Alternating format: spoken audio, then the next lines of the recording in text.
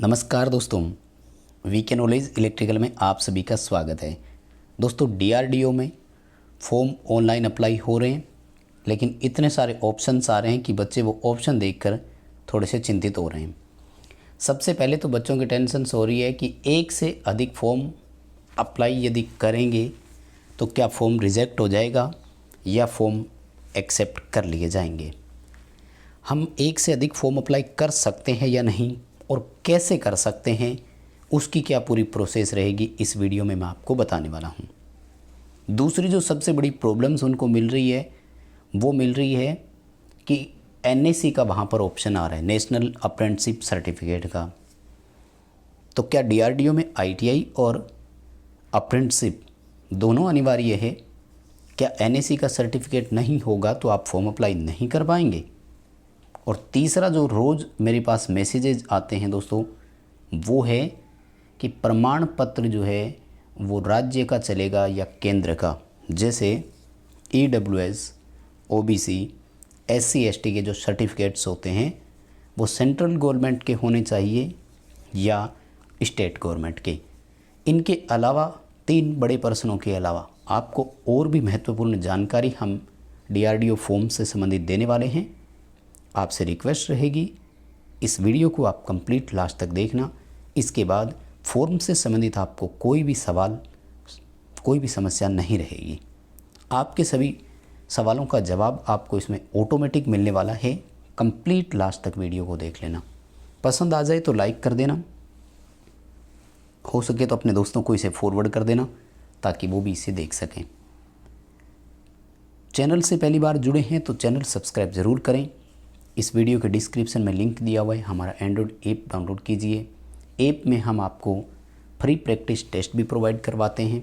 हर Monday free में practice test होता है, आप उसे अटेम्प्ट कर सकते हैं। कंप्लीट पेड कोर्स भी अवेलेबल है। प्रतियोगी परीक्षाओं के लिए आप यदि तैयारी कर रहे हैं तो आप कोर्स ले सकते हैं। आइए दोस्तों, बात करते हैं।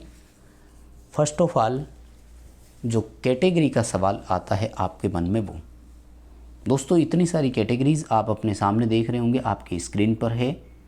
तो मैं आपको बता देता हूँ, ये जो कैटेगरीज़ आप देख रहे हैं, जैसे OBC creamy layer, OBC non creamy layer, तो इनका मतलब क्या है और कैटेगरी क्या है? माय डियर, ये कैटेगरी केंद्र सरकार के अकॉर्डिंग होती है, यानी आप केंद्र में किस कैटेगरी में आते हैं। जैसे मैं एग्जांपल देना चाहूँगा, राजस्थान में कुछ जातियां ऐसी हैं जो राजस्थान में ओबीसी में आती है, लेकिन केंद्र में वो अनरिजर्व कैटेगरी में आती है। दो बड़े एग्जाम्पल देता हूं मैं आपको।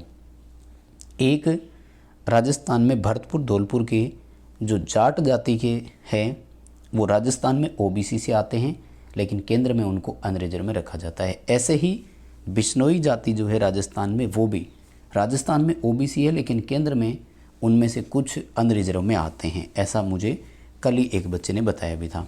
तो अब मैं आपको बता दूं कि जितने भी आप सर्टिफिकेट की बात कर रहे थे, यानी सवाल नंबर 3 जो अपना है यहाँ पर प्रमाण पत्र वाला, माय डियर, डीआरडीओ केंद्र सरकार की भर्ती है। इसमें जितने भी नियम होते हैं वो भारत सरकार के लागू होते हैं। रक्षा मंत्रालय भारत सरकार की यह भर्ती है, इसलिए इसमें जितने भी सर्टिफिकेट लगेंगे वो केंद्र सरकार के ही होने चाहिए, यानी अकॉर्डिंग टू सेंट्रल गवर्नमेंट ही होंगे। आपने राजस्थान में ओबीसी का सर्टिफिकेट बनवा रखा है, लेकिन केंद्र में क्या वो जाति ओबीसी में है अथवा नहीं, इसको कौन वेरीफाई करेगा?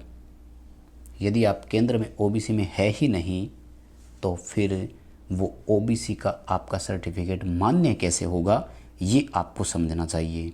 इसलिए दोस्तों, फॉर्म अप्लाई करने से पहले ये ज़रूर आप क्लियर कर लेवें, रेक्टिफाई कर लेवें कि आप किस पर्टिकुलर कैटेगरी से बिलोंग करते हैं। जैसे ईडब्ल्यूएस के बारे में मैं बता दूं, राजस्थान और केंद्र में अलग अलग नियम है। आपको राजस्थान में ईडब्ल्यूएस में कुछ एक्स्ट्रा छूट मिलती है, जबकि ईडब्ल्यूएस आप केंद्र में आपको केवल जो है वो एक छूट मिलती है। राजस्थान में एज में भी छूट देते हैं। इसलिए कैटेगरी के लिए, सर्टिफिकेट के लिए मैं एक बार फिर बता दूं, केंद्र के ही लागू होते हैं।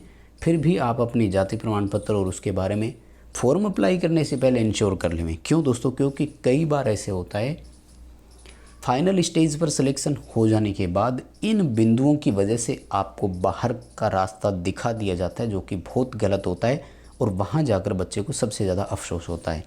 इसलिए मैं इतना ही कहना चाहूँगा कि आप इंश्योर कर लें किस पर्टिकुलर कैटेगरी से आप बिलोंग करते हैं।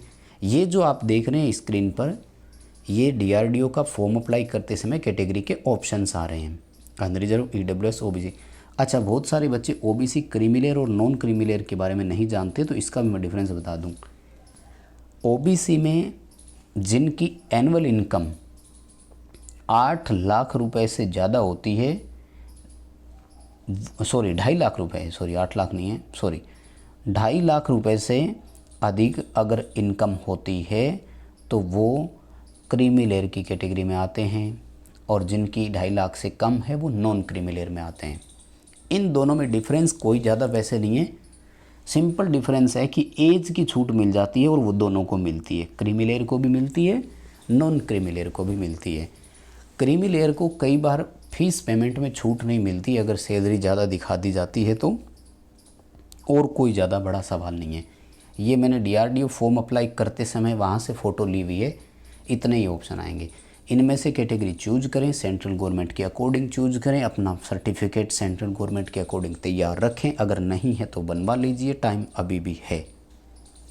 अगला सवाल, एक से ज़्यादा फॉर्म अप्लाई कर सकते हैं कि नहीं? दोस्तों नो डाउट आप फॉर्म अप्लाई कर सकते हैं, कोई रोकने वाला नहीं है, मस्त होकर अप्लाई कीजिए। इन्होंने खुद यहाँ पर लिख रखा है, लेकिन ध्यान दीजिएगा कि आपको पहले एक सबमिट करना है, उसके बाद आप एक से अधिक पदों के लिए अप्लाई कर सकते हैं। ये देखिए मैं आपको दोनों हाईलाइट करके दिखा रहा हूँ। क्या लिखा है इन्होंने कि आप डैशबोर्ड पर उपलब्ध बटन का उपयोग करके एक से अधिक पदों के लिए जो है वो आवेदन कर सकते हैं, ठीक है। और पहला आवेदन आपको कंप्लीट सक्सेसफुली भरना है। देखिए कैसे क्या क्या करना है, दोबारा बता देता हूँ मैं। आप एक से ज़्यादा फॉर्म भर सकते हैं, कोई प्रॉब्लम नहीं होगी, लेकिन एक तो आपको फीस जो है वो दोनों फॉर्म की, या 3 फॉर्म भरते हैं तो तीनों की अलग अलग पे करनी पड़ेगी। दूसरी बात, आपको जो क्वालिफ़िकेशन है वो वहाँ पर अलग अलग जो है वो मेंशन करनी होगी। रजिस्ट्रेशन नंबर आपका एक ही रहेगा, ये ध्यान रखिए, आपको 2 अलग अलग रजिस्ट्रेशन नहीं करने हैं। फॉर्म अप्लाई अगर आप एक से अधिक कर रहे हैं तो एक ही रजिस्ट्रेशन नंबर से करें, क्योंकि ये खुद आपको एक ऑप्शन प्रोवाइड करवा रहे हैं। जब आप एक फॉर्म अप्लाई करेंगे, कंप्लीट उसको सबमिट कर देंगे, फिर से जैसे ही आप लॉगिन करेंगे तो उस लॉगिन के दौरान आपको एक ऑप्शन मिलेगा न्यू एप्लीकेशन का।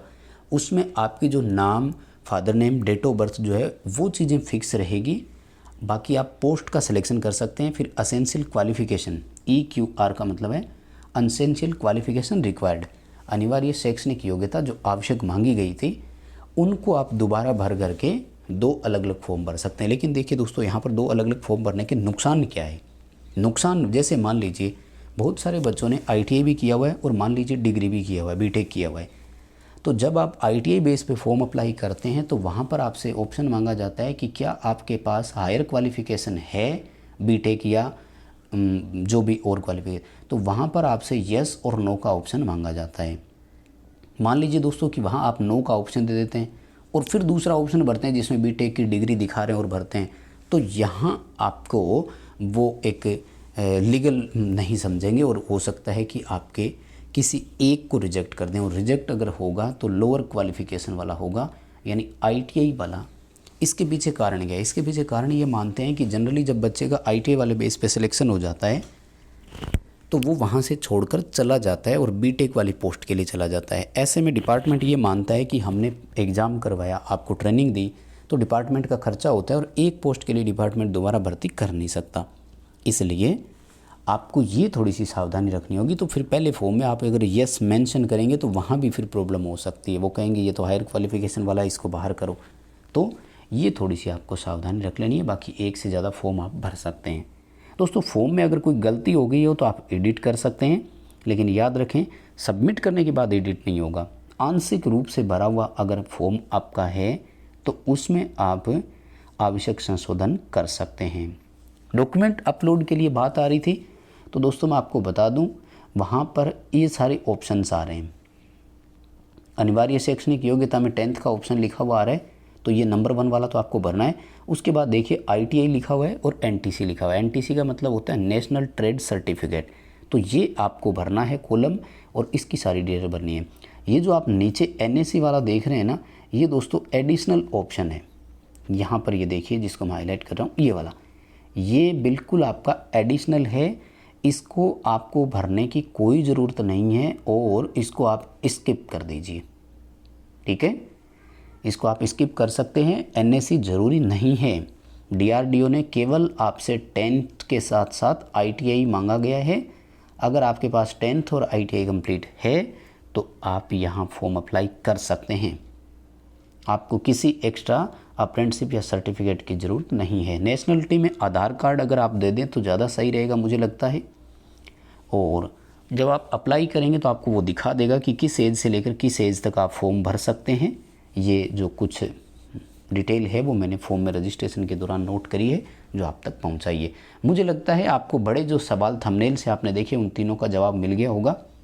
NAC ज़रूरी नहीं है, एक से ज़्यादा फॉर्म भर सकते हो, लेकिन फ़ीस अलग अलग देनी होगी और प्रमाण पत्र जो है वो केंद्र के आप देवें तो ज़्यादा सही रहेगा। उम्मीद करता हूँ दोस्तों आपको जानकारी वीडियो में मिली होगी।